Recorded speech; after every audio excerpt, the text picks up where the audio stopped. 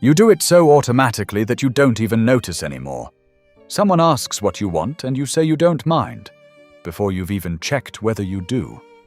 A feeling rises in you, and you push it down because it's inconvenient, or because someone might not like it.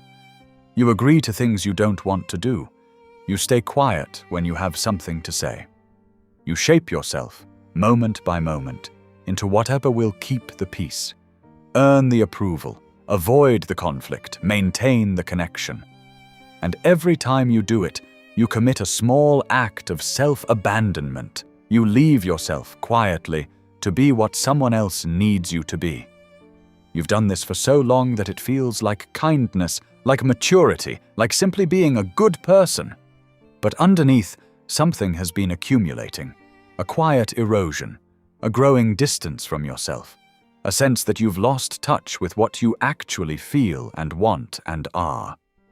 You look up one day and realize you don't quite know who you are anymore, because you've spent so long being who others needed that your own self has become faint, unfamiliar, abandoned. And there is a specific kind of exhaustion and emptiness that comes from this, the tiredness of a person who has been leaving themselves over and over for years. Carl Rogers, one of the founders of humanistic psychology, understood this pattern of self-abandonment more deeply than almost anyone.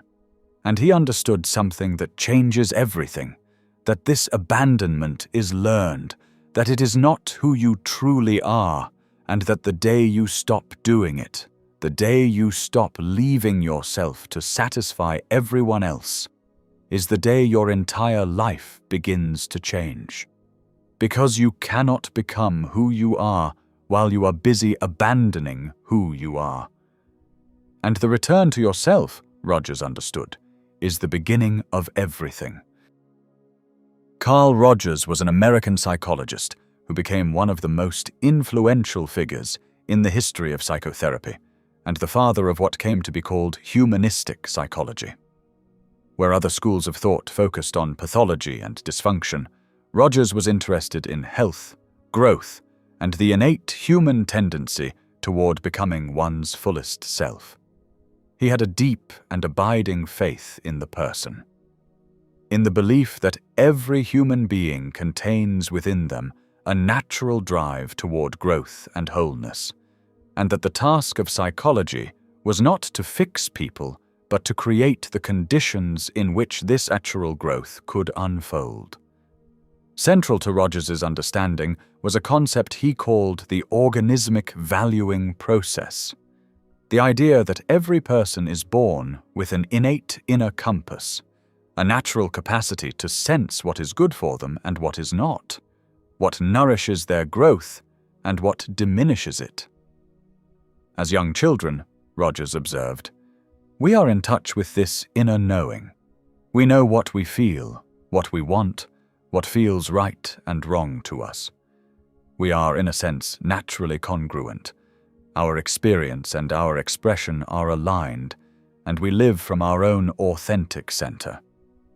But then something happens, and it happens to nearly all of us. We discover that the love and approval we need from the important people in our lives are not unconditional. They come with strings attached. We learn that we are loved and accepted when we are a certain way, when we are pleasant, when we are quiet, when we achieve, when we suppress our anger, when we put others first, when we are whatever our particular environment rewards. And we learn that we are met with disapproval, withdrawal, or rejection when we are otherwise. Rogers called these strings conditions of worth, the conditions we learn we must meet in order to be worthy of love and acceptance. And here is where self-abandonment begins. Faced with these conditions of worth, the child confronts an agonizing choice, though they make it unconsciously and without understanding it. They can stay true to their own inner experience, their real feelings, needs, and valuing process, and risk losing the love they depend on for survival. Or they can abandon their own experience, override their inner compass, and become what the conditions of worth require in order to secure the love they cannot live without. And because the need for love and connection is so fundamental, the child almost always chooses to abandon themselves. They learn to override what they actually feel, to distrust their own inner knowing, to become what earns approval rather than what is true.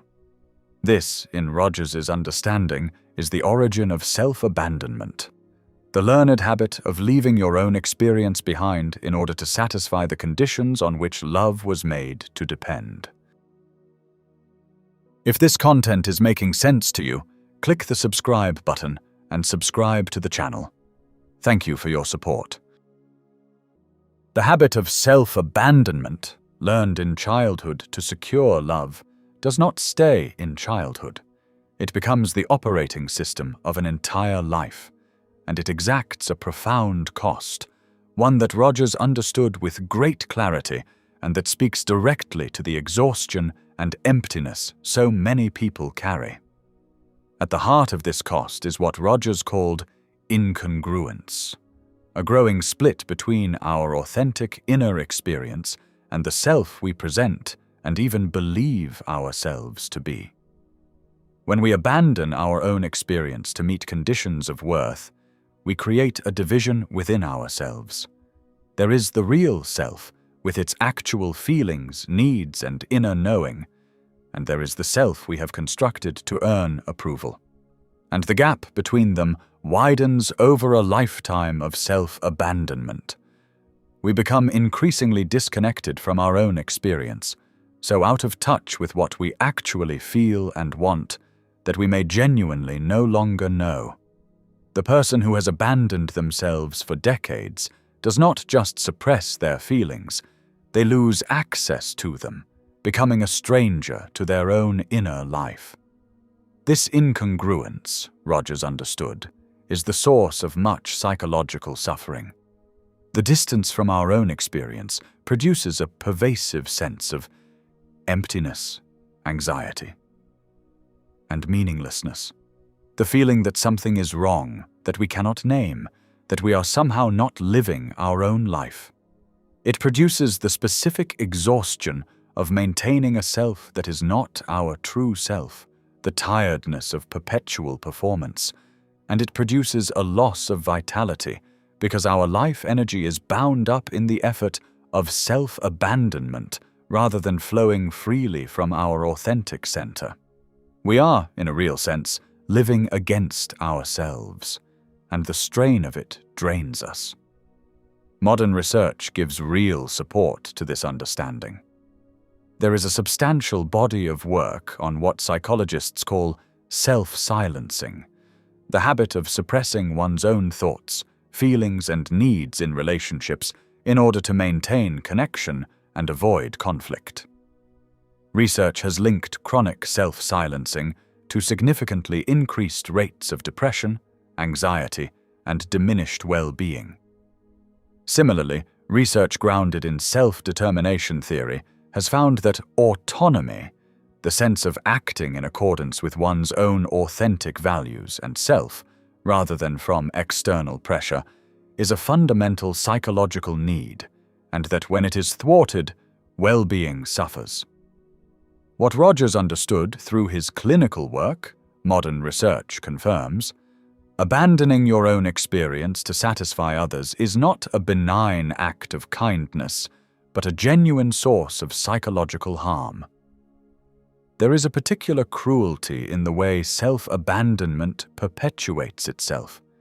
Because we abandoned ourselves to earn love, we come to believe at a deep level that our true self is unacceptable, that if we stopped performing and simply were who we are, we would lose the love and connection we depend on. This belief keeps us trapped in the abandonment, afraid to return to ourselves because we fear that our real self is precisely what will be rejected. And so we continue leaving ourselves year after year, growing ever more distant from who we are ever more exhausted and empty, all in service of a belief that we are unlovable as we are, that was never true, but that self-abandonment itself installed and maintains. If self-abandonment is the source of so much suffering, then its reversal, the return to yourself, is, in Rogers's understanding, the source of transformation. And he understood something genuinely surprising about how this transformation works, something that gives his approach its distinctive power.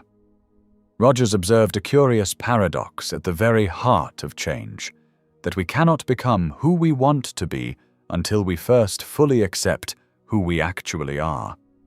This runs counter to our intuition.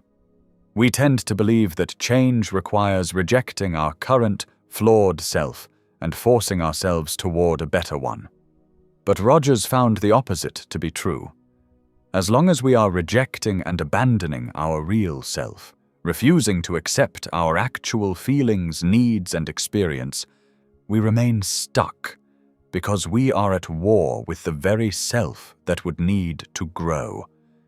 It is only when we stop abandoning ourselves, when we turn toward our real experience and accept it as it is, that genuine change becomes possible. Self-acceptance is not the opposite of growth, it is its precondition. This is why the day you stop abandoning yourself changes everything. When you cease overriding your own experience, when you begin to turn toward your real feelings and needs and honor them rather than abandoning them, you reconnect with the organismic valuing process, the inner compass that self-abandonment silenced. And this reconnection restores something essential, your access to your own life. You begin to know what you actually feel again. You begin to sense what you truly want, what nourishes you and what depletes you, what is right for you and what is not. The inner knowing that was buried under decades of self-abandonment begins to function again, and it becomes possible, for the first time in a long time, to live from your own center rather than from the conditions others imposed. Rogers believed that this return to the self unleashes the innate drive toward growth that had been blocked all along. He had a deep faith that human beings, when they stop abandoning themselves and reconnect with their authentic experience, naturally move toward becoming what he called fully functioning, more whole, more alive, more genuinely themselves. The growth does not have to be forced. It happens naturally once the obstacle of self-abandonment is removed. Like a plant that grows toward the light when it is no longer blocked, the person who stops abandoning themselves begins, naturally, to grow toward their own fuller self. This is why everything changes. Not because you have to construct a new self through effort and force, but because you have stopped preventing the natural unfolding of the self that was always there, waiting beneath the abandonment. And there is a relational transformation as well. The great fear that keeps us abandoning ourselves is that our real self will be rejected. But Rogers understood that the opposite is generally true. That authentic relationships become possible only when we stop performing and allow ourselves to be genuinely known. The connections we maintain through self-abandonment are connections to our performance, not to us, and they can never truly satisfy, because the real self is never actually met. When we stop abandoning ourselves and begin to show up authentically, we make possible, for the first time, the experience of being loved for who we actually are, rather than for who we are pretending to be. And that, being genuinely known and accepted, is the connection we were truly hungry for all along, the one that self-abandonment made impossible. Rogers's understanding, reinforced by modern research, points toward a real practice of ending self-abandonment and returning to yourself. The work is gradual, but its direction is clear. The first movement is to notice the moment of abandonment, to become aware in real time, of when you are leaving yourself. Because self-abandonment has become so automatic, the first step is simply to see it happening, to catch the moment when you override a feeling, suppress a need, agree to something you don't want, silence something you meant to say. The practice is to develop a quiet inner awareness that notices, this is a moment of self-abandonment.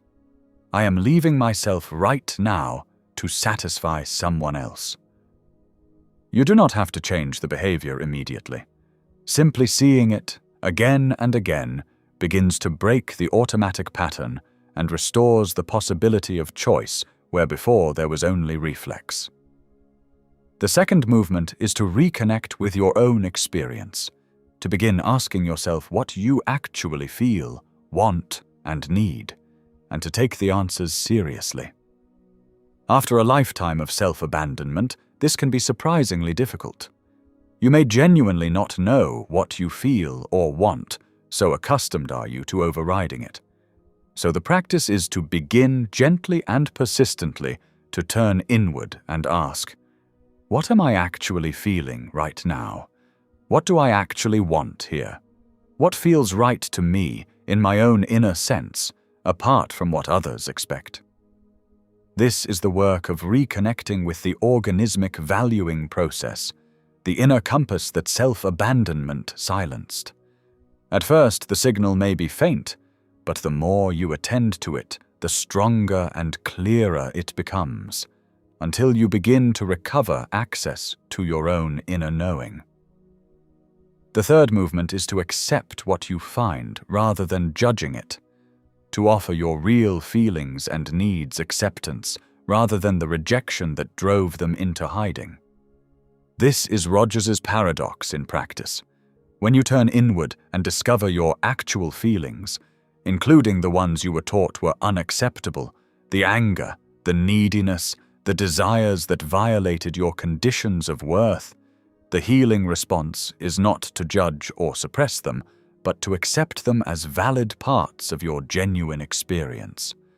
This acceptance is what allows the real self to come back into being, and paradoxically, what allows genuine change to unfold. The practice is to meet your own experience with the unconditional positive regard that Rogers saw as essential to growth, to stop making your own acceptability conditional, and to offer yourself the acceptance that the conditions of worth denied you. The fourth movement is to begin honoring yourself in action, to gradually let your recovered self show up in how you actually live, expressing your real feelings, asserting your real needs, and making choices from your own center rather than from the conditions others imposed. This is where the return to yourself becomes real. It means beginning, in small and manageable ways, to say what you actually think, to ask for what you actually need, to decline what you don't want, to make choices based on your own inner knowing rather than on the imperative to earn approval. This is frightening, because it means risking the disapproval that self-abandonment was designed to avoid. But it is the only way to actually stop abandoning yourself. And each time you honor your real self in action and survive the risk, you weaken the old belief that your true self is unacceptable, and you strengthen your capacity to live as who you actually are. Over time, as you continue to notice the abandonment, reconnect with your experience, accept what you find, and honor yourself in action. The whole pattern gradually reverses, and you return, at last, to the self you spent so long leaving behind. The self-abandonment you have practiced for so long, the automatic overriding of your own feelings, the silencing of your own needs, the endless shaping of yourself into what others require, was not a character flaw and not a free choice. It was something you learned early when you discovered that love came with conditions and that staying true to yourself risked losing it. You abandoned yourself to secure the connection you could not live without, and the habit became so deep and so automatic that you forgot you were doing it at all.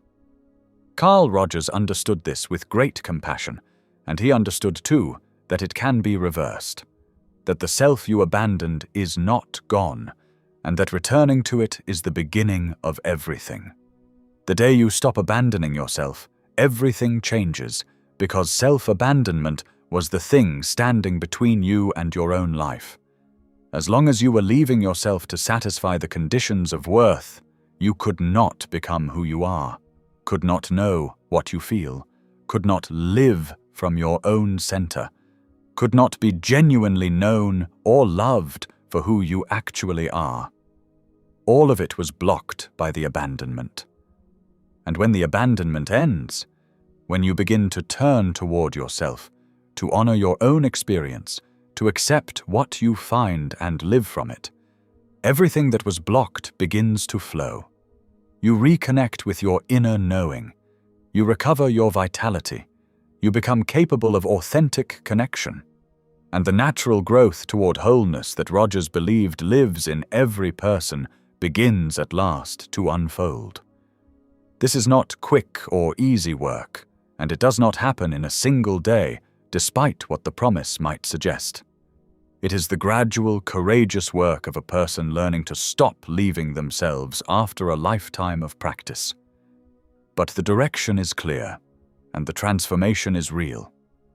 Every time you notice the abandonment instead of enacting it, every time you turn toward your own experience instead of overriding it, every time you honor your real self instead of performing an acceptable one, you take a step back toward yourself, and toward the life that only becomes possible when you are actually in it. You do not have to keep leaving yourself. The love you were trying to earn through self-abandonment was never worth the self you paid for it. And the love that actually matters, including your own, becomes available only when you stop abandoning yourself and finally come home. The day you stop leaving yourself is the day you begin, at last, to arrive, to become present in your own life, to inhabit your own experience, to live as the person you actually are rather than the one you learned to perform. And on the other side of the abandonment, waiting for you the whole time, is the self you left behind, and the life you can only live once you have finally returned to it.